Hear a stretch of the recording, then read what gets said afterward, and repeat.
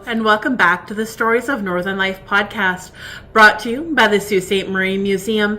I'm your host, Nicole, and today we are going to be looking at the second part of our Edmund Fitzgerald series.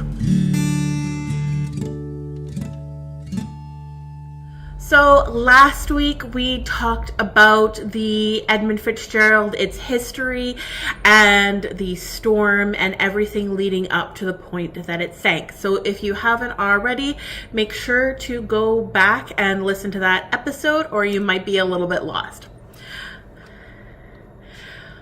All right, so getting back into it. So the Edmund Fitzgerald has sunk. They lost all contact with her. The Anderson, who was following her, started reporting to the Coast Guard around 7:30 that she was missing. The Coast Guard then began to search for her. So, over the next several days, the United States Coast Guard conducted a thorough search of the area. The Coast Guard Air Station at Traverse City dispatched a fixed-wing HU-16 aircraft at 10 p.m. and the Coast Guard cutters Naugatuck and Woodrush were redirected. The Naugatuck arrived at 12:45 p.m. on November 11th, and the Woodrush arrived around November 14th, I think. And it was traveling from Duluth, Minnesota. More aircraft were deployed, and they were arriving on November 11th. And it was also later joined by the Canadian C-130. The Canadian Coast Guard vessel, Verendire, not sure how to pronounce that, but it also helped with the search on the 12th and the 13th. Finally, a U.S. Navy Lockheed P-3 Orion aircraft that was piloted by Lieutenant George Connor found the wreck using its magnetic anomaly detector. And this was on November 14th, 1975. And it was found in Canadian waters close to the international border. And it was at a depth about 530 to 535 feet, or 160 to 163 meters. Now, a further survey was done from November 14th to the 16th by the U.S. Coast Guard using a side scan sonar, which revealed two large objects lying close together on the lake floor. The U.S. Navy also contracted Seaward Incorporated to conduct a second survey between November 22nd and November 25th, and a Navy underwater recovery vehicle photographed the wreckage on May 20th, 1976. So then the U.S. Coast Guard, a Marine Board, began an investigation and released their report in 1976. In the report, we can see that they were referring to their May 1976 underwater survey of the wreckage. And they also, in this, we can see, asked the Canadian authorities to conduct a new hydrographic survey of the area around Cotton Island and Caribou Island, as the last time it was charted was in 1919, and they wanted to know if it was possible if the Fitz ran aground. So if you listen to interviews with Captain Cooper from the Anderson, he was sort of theorizing that maybe she ran aground near 6 Fathom Shoal. So this is another one of the theories that is sort of put out there, just because right after she passed there, Captain McSorley reported to the Anderson that she had received damage. They were taking on water, and she had a list.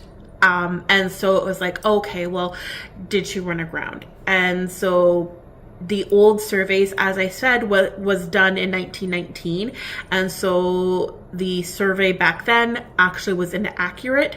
So it was the area where they thought she ran aground was 6 fathom shoals, meaning it was only like sort of like 6 fathoms deep, so it wasn't that deep, but it's actually a lot deeper there than they originally thought. So her running aground wasn't really as possible as it was first believed. So this was sort of one other thing that they were able to put out in the report. However, the main issue with this report is that they listed the most likely cause as the loss of buoyancy and stability due to progressive flooding of the cargo hold. They attributed the flooding to structural failure of the topside cargo hatch covers and or coamings, allowing water to enter during the heavy seas. And this is what they wrote here. Loss of buoyancy and stability resulting from massive flooding of the cargo hold through ineffective hatch closures as boarding seas rolled along the spar deck. So the spar deck is the main deck in the middle where all the hatch covers are. And now they also listed contributing factors. So they had the severe weather with winds up to 50 knots and wave estimated at 25 feet, creating extreme conditions. Design limitations, so hatch covers were not watertight under such conditions. The vessel lacked adequate reserve buoyancy. Loading practices, so they said the Fitzgerald was loaded to near maximum draft, reducing freeboard and increasing vulnerability. So again, they're kind of blaming the Fitz a bit. Maintenance issue, evidence suggested possible corrosion and wear on hatch covers and coamings. And then lack of survival equipment, no effective means for crew survival once the vessel sank. So I don't even know if now today we would have these effective means, since the vessel just she sank so fast. Or that's sort of what we believe, but yeah, if it had probably happened very fast. So there was really nothing that can be done because we know that she didn't raise for help and the crew weren't able to go to the lifeboats. And so they couldn't really find any evidence of the collision or grounding that I was saying was sort of suggested when they passed these 6 fathom shoals. And now they did have some recommendations. So improved hatch cover standards, so require watertight integrity for Great Lakes vessels under severe storm conditions, enhanced weather routing and forecasting, so better dissemination of storm warnings and route planning. So this would also just sort of change with the new technology. So as we have more technology coming out, we have better radar, better satellites now, and better weather predictions. So this all sort of comes with time anyway, sort of better able to come up with these things. Then there was also mandatory survival craft, so lifeboats or survival capsules for Great Lakes freighters, and structural inspections, so like regular inspections and rigorous checks for hatch covers and coamings. And so these are sort of the recommendations that came out of it. But as for sort of the public, the main thing that we sort of got from it was that this report basically blamed the crew, saying that the hatches weren't properly closed, and thus saying that, yeah, it was the crew's fault, they didn't close all the hatches, and this is a narrative that is perpetuated over and over and over again. Now, there are some experts that say the Fitz and her crew never closed all the hatch clamps, and so they were always running this risk, but even if it were true, say that the Fitz never closed all of the hatch clamps, the videos and pictures that they use to sort of prove those points, they're all taken on beautiful, clear, calm days, and they're only small snippets of shots. So we don't know the context around it. If any ship is heading into these conditions, there is no way that they're heading into a storm and being like, okay, let's not close all the clamps and double check everything, like batten down the hatches. That's just a common saying that we have for getting prepared for a storm. So if a ship captain is going into any storm, they are probably going to send the crew out to double check the hatches, double check the clamps, make sure everything's closed. And so this drew a lot of anger from the public, other people who have sailed the Great Lakes, and especially the family. And so it is a big thing that has caused issue, and it's also something that we can't prove. And even if it was the hatch covers, it is really hard to kind of prove that it was fully them to blame. It is more likely it was probably just the size of the waves and the storm that really had something to do with it. It wasn't the hatch covers at all in the slightest. But let's look a little bit more at the dives that were done and the evidence that people were trying to find. So there was about 6 dives down to the Fitzgerald. Like, there might have been more, but these are sort of like the big official ones I found. And you can't actually dive there now. If you do, there is a $1 million fine. But you actually have to go and seek permission from Canadian authorities, because after the last dive in 1995, the wreck was designated a protective grave site under the Ontario Heritage Act. So you have to basically get a special license from the Canadian authorities to go down there and do the dive. Otherwise, yeah, you could be fined $1 million. So the first dive was by the U.S. Coast Guard in May 1976 that we talked about before. And so this is where they use remote operated vehicles to get images of the wreck to help determine what happened for their report. The second dive, sort of referred to as the Calypso expedition, was on September 24th, 1980, and it was led by Jean-Michel Cousteau, son of Jacques Cousteau, and they were aboard the Calypso, hence the sort of nickname for the expedition. They explored the wreck using a 2-man submarine, which was operated by Albert Falco and Colin Mornier. They wanted to use the footage for their film on the St. Lawrence River and its tributaries, but not much was really learned about the Fitz during this expedition. They didn't even really end up using a lot of the footage for their film. But they did come to sort of one determination, and that was that the ship likely broke apart on the surface. In late August 1989, there was the Remote Operated Vehicle Expedition.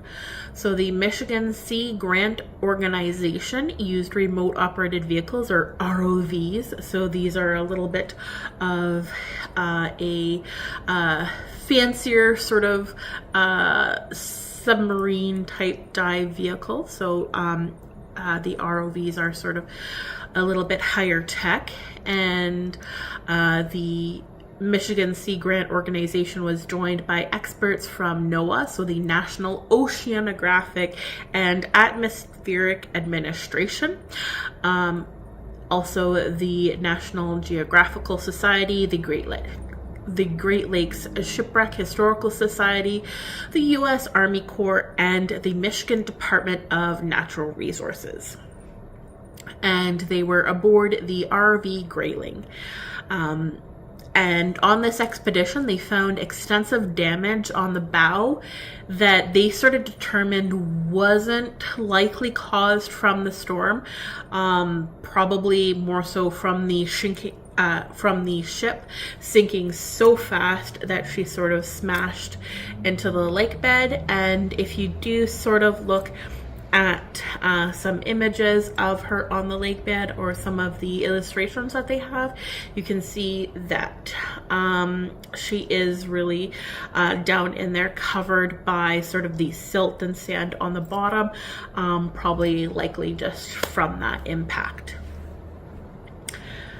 Then we had 2 dives in July 1994.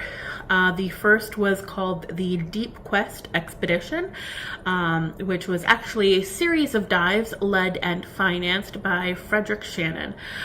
They got close-up footage of the ship, and it's sort of some of the clearest footage that we've obtained so far. And this is also where they filmed a body, and they actually showed the video on the news and didn't really inform the family. So this dive did receive sort of a lot of backlash and notoriety and publicity from that part. But then on the 7th and final dive, they left a memorial plaque near the pilot house. The second July 1994 dive was called the McInnes Expedition, or Great Lakes 94.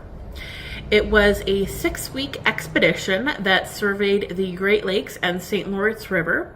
It was supervised by Dr. Joseph McInnes, and the executive director of the Great Lakes Shipwreck Museum, Tom Farnquist, was actually part of the expedition as well. Now, Farnquist made some observations and concluded that it was impossible for the ship to break apart on the surface. And so this is actually contrary to a lot of the other observations made by other divers. But still, we don't really know for sure what happened. Did she break apart on the surface or below the surface? Not exactly sure. We still can't fully determine what happened. Also during this dive, more extensive damage was discovered, and also the taconite pellets were found scattered all around the wreck site and the lake bed. Now, after these dives, a memorial was discussed for the Whitefish Point area, and the bell was suggested. Based on the 1994 dives, they thought it was possible to go down and get the bell.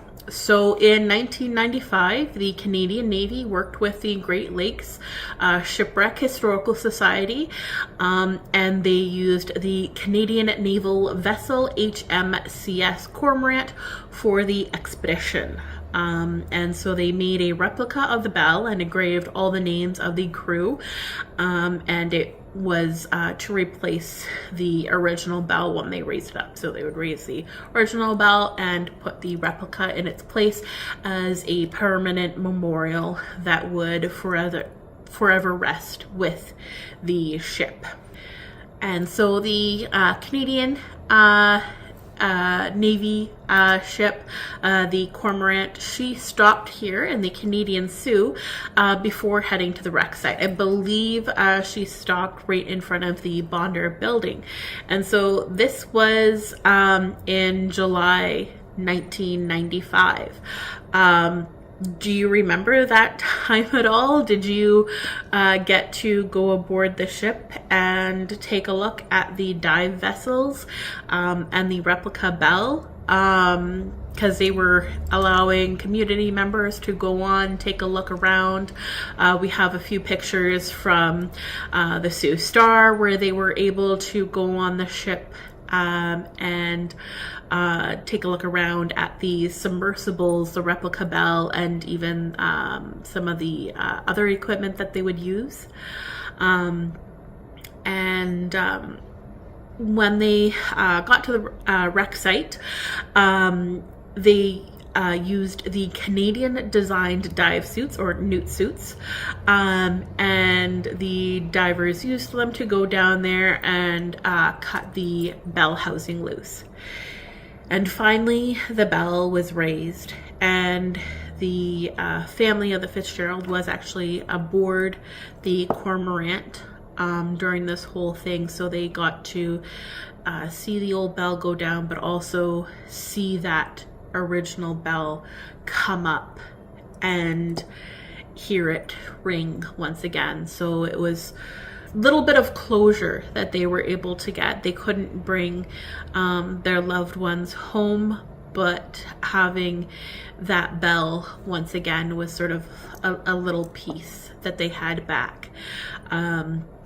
And now the bell is on display at the Great Lakes Shipwreck Museum, and every November 10th they ring the bell for all 29 crew that are still aboard the Fitzgerald.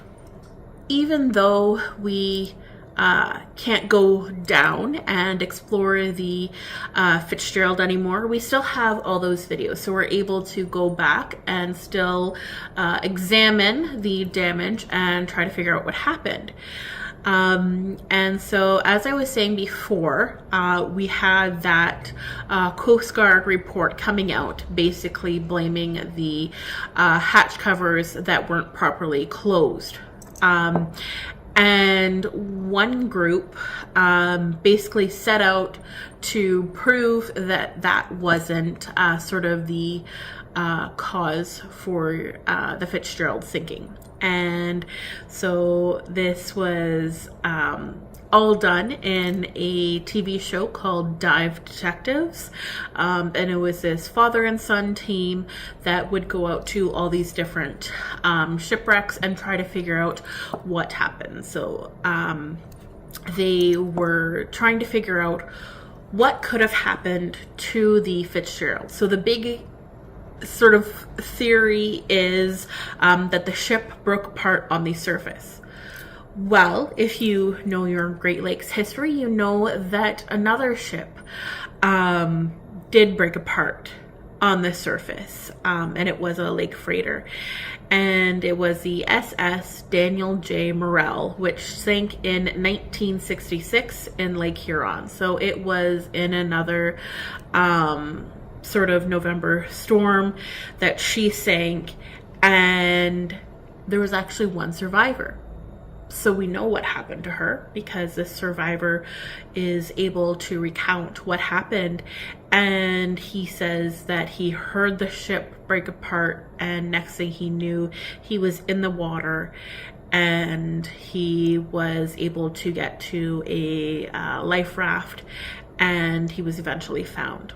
And so the father and son divers were interviewing him and learning what happened to his ship, not only by hearing his accounts, but by diving down to the Daniel J. Morrell and looking at the wreck and its damage. So that ship is also in two pieces. So they went down to both sites and were looking and examining the damage, and then they examined the footage that we have of the Fitz, comparing the damage, so it being broken in similar places and looking like it sustained a lot of the same damages. So it's most likely that what happened to the Morrell happened to the Fitz. They had a structural architect also helping them analyze the video, and he was saying the way in which the Fitzgerald was constructed did allow for weaker points in the hull, so that might have caused a weak point where when just so much stress was being applied to the ship in this unbelievable storm that it did finally split in two. And they did experiments with the hatch covers. So hatch covers that are on freighters around the same time as the Fitz and that have a similar design. So they were able to test out the theories, how much water would these hatches allow in, even if they were only partially clamped or not clamped. And they found that not really enough water was able to get in. And so they started really looking into the theory that it was a wave that finally took her down. And not only that, but a rogue wave. So a rogue wave is classified as a wave that is 2.2 times, here, I gotta look up the exact one, 2.2 times the significant wave height. So if they were reporting waves of 25 feet, that would make a wave of 55 feet. And we even hear from the Anderson that she reported a wave of 35 feet. So even if there wasn't an exact rogue wave, still a wave of 25 feet, 35 feet is still, I think, significant enough to probably have resulted in the sinking of the Fitz. And so they created a replica model of the Fitzgerald, and they brought it to the largest wave tank simulator, which is in St. John's, Newfoundland. And they inputted all the weather data that they've obtained from NOAA, and they created the same conditions. And with that, they were able to prove that the ship was likely sunk by these waves, because they had waves that washed over the ship and actually pushed the pilot house underwater.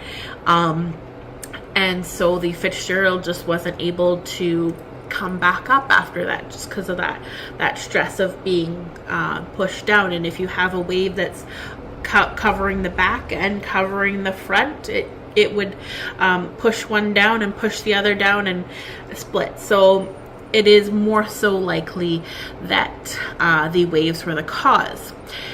And in another video I saw, it was for the 40th anniversary of the sinking of the Fitzgerald, and it was made by the Great Lakes Shipwreck Museum. And so I have a list of several documentaries that I've used for this series, and so I am including that in the show notes. So if you haven't already, go and check that out. But one of these videos is the 40th anniversary video, and here is where they interviewed Ed Bellinger, who was a cadet aboard the Anderson the night the Fitz sank.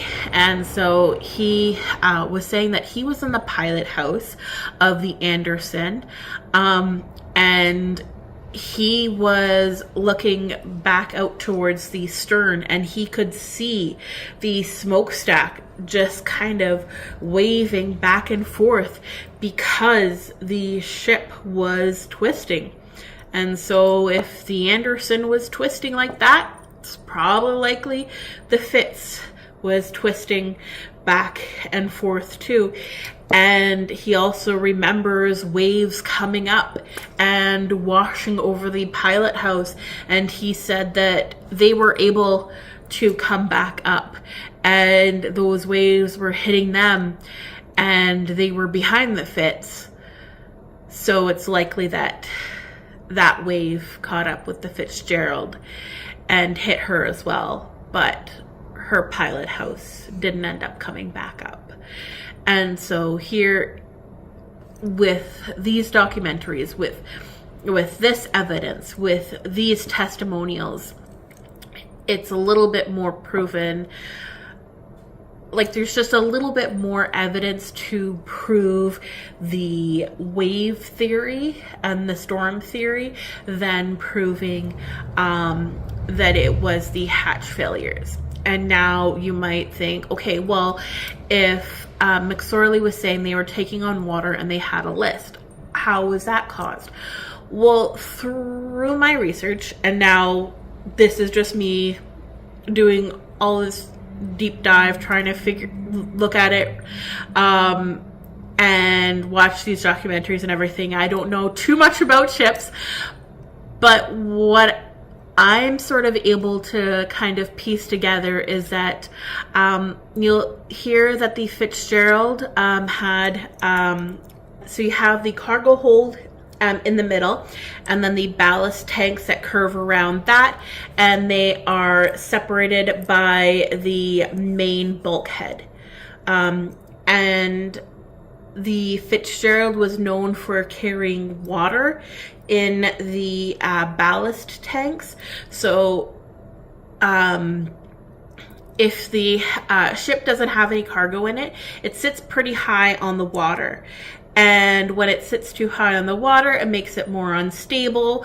And so you have to have her sitting a little bit lower. So instead of just filling up the cargo tanks, they fill up the ballast tanks, and they actually filled it up with water. And so to fill the tanks with the water, you had to have ways for the air to escape from that, and that was where they had vents. So if you remember from the first episode, McSorley reported that he had a list, he had a fence down, and 2 vents missing. And so these are the vents that he's probably talking about, the vents that were covering the ballasts. And so when he had those sort of blown off, that probably meant that water could then go in and fill the ballast tank, sort of creating a list. So if the water was going in the cargo hold, it's sitting there right in the middle, so it's you'll sink deeper, but you're not really gonna list to one side, because a list is where you're kind of leaning to one side, and he had a starboard list, so he was sort of leaning to the one side. And a good way, and a sort of a good reason for this, and sort of one cause that's I can sort of figure out would probably be that he had the water filling the ballast tanks, creating that list, because they didn't run aground, which was one possibility they thought of, but we already were able to see that no, they didn't run aground, because not only was the water deeper than they originally thought, but we're able to see the whole bottom of the ship, basically the whole bottom of the stern. There's no damage there that shows that she started taking on water that way. We can't really see the bow, but even from the parts that we can see, don't think that she ran aground anywhere. So most likely she was taking on water in her ballast tanks, and that was creating the list. And so that is probably likely, and it would leave her just a little bit weaker for that wave to come and push her under. But it was sort of no fault of the crew. There was really nothing that they probably could have done. The Anderson, if you really hear testimonials from the crew of the Anderson, even Captain Cooper himself, he said that, yeah, it was a really bad storm. And he was really reluctant to go back out there because he barely made it to the safety of Whitefish Bay. And so a lot of people say that it was sort of impossible for the Fitzgerald to sink. So that's why a lot of people sometimes give her the nickname of the Titanic of the Great Lakes, because they didn't think it was possible for her to sink. So when she did sink, they didn't really want to attribute it to a storm in a way. It kind of maybe made people feel better to blame the crew, because then that way there was something to blame other than sort of a storm, something that you just can't control, that nobody has control over. There's nothing you can really do to protect against this, because it's just the extreme force of nature. If you've ever been near the Great Lakes during those November storms, you can really see that when those storms come in, there's nothing that you can do. And I think that it was sort of such a scary thing to the public that maybe did it make them feel safer to believe something like that, to try and blame somebody else, something else, where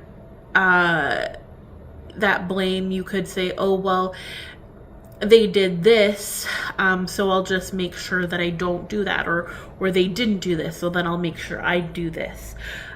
Did that make them feel safer? I don't know. I don't know why they keep sort of going with the hatch cover narratives. I don't know. Even though we don't know what happened, it is a lot of people, if you're listening to them, will go more with the just a natural weather forces and the waves.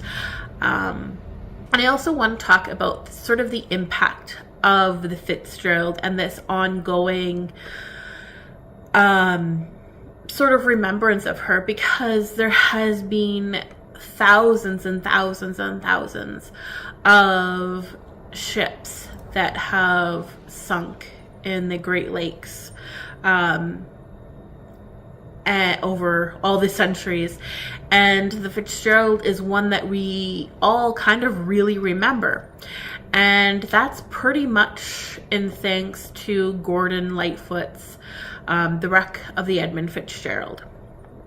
And now, if you sort of look at the news coverage of that time and everything that was going around, so he wrote this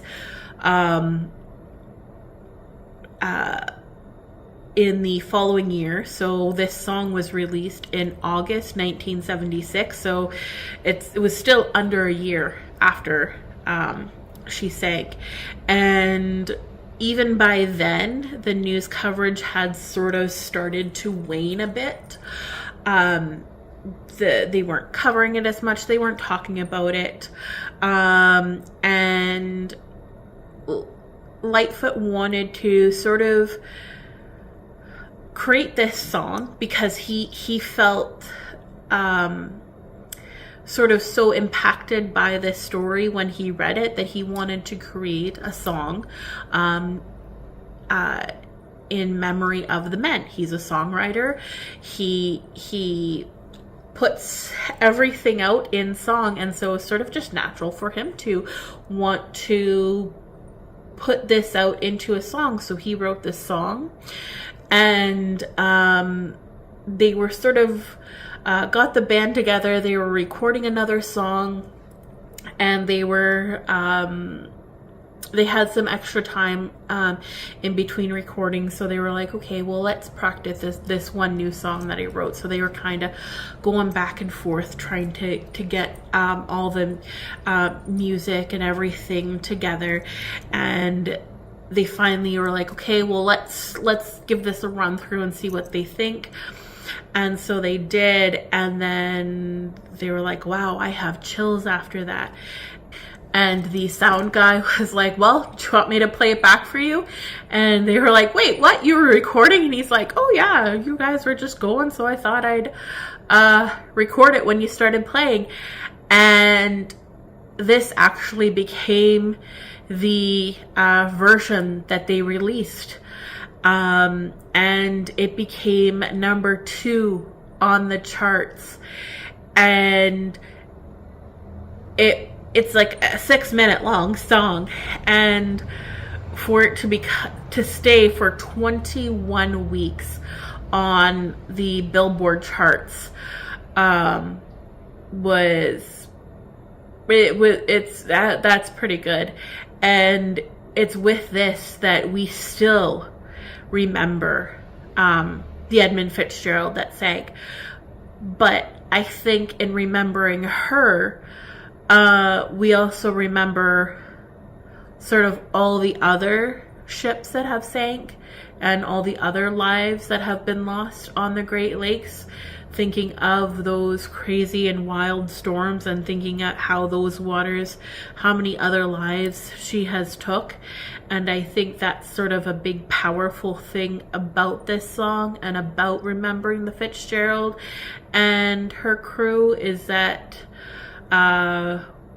we're kind of remembering everyone. We're not letting them fade like so many other Great Lakes shipwrecks and their names that have been lost. And so there's a lot of memorials for her. We're still remembering her 50 years later.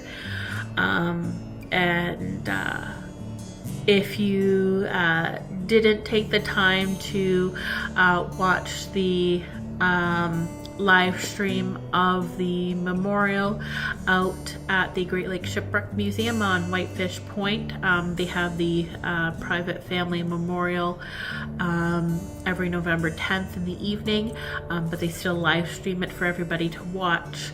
I believe that you can still go on and check out the recording of that. Do you have any stories of your time during that storm? Were you here in 95 when the bell was raised? And I hope you found this sort of series a little bit more informative. I hope you learned a little bit more about the Fitzgerald.